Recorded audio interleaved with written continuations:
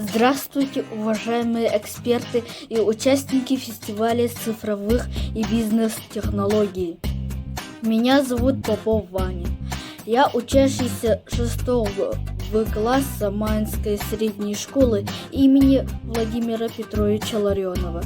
На данном видео я буду рассказывать о моих начинаниях в программе Photoshop.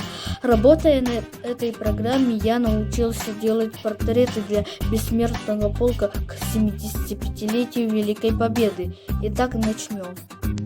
Для начала нам нужен вот такой шаблон и фотография. Также можно и в формате А3. Открываем этот шаблон с помощью фотошопа. Так, Photoshop у нас открылся. Нажимаем ОК в этом окне. И вот, собственно, у нас шаблон. Далее идем во вкладку «Файл», «Открыть». И выбираем нашу фотографию. Опять же, здесь нажимаем ОК.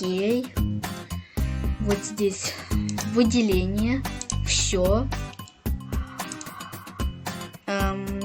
Ctrl-C и Ctrl-V.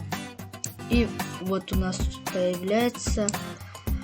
Нажав Ctrl-T, можно увеличить или уменьшить. Теперь нужно поставить как-то вот так, да. Теперь берем инструмент прямоугольник. Нужно выбрать белый цвет. И чертим прямоугольник, где мы будем писать имя, годы жизни и другую информацию о ветеране.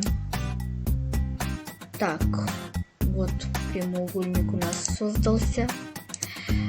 Теперь берем инструмент текст, ставим где-то 40. Вот. Нет. Это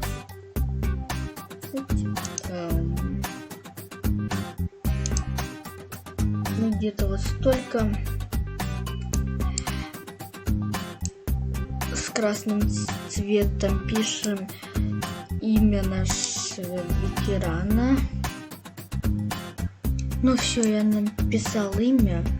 Только пришлось увеличить размер шрифта до 48 и сменить шрифт. Теперь пишем годы жизни.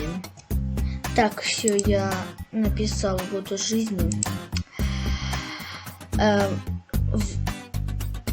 Для годов жизни нужно выбрать размер шрифта 36.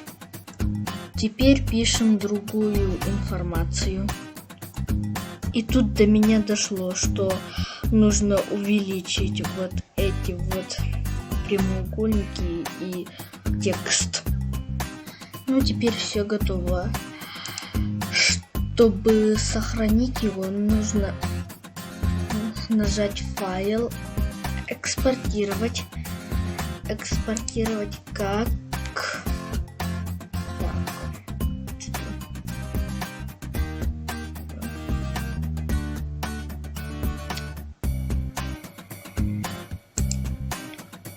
Экспорт и нужно выбрать место экспорта. Нужно придумать название файла и нажимаем сохранить. Ну все. На этом у меня все. Спасибо за внимание. До новых встреч.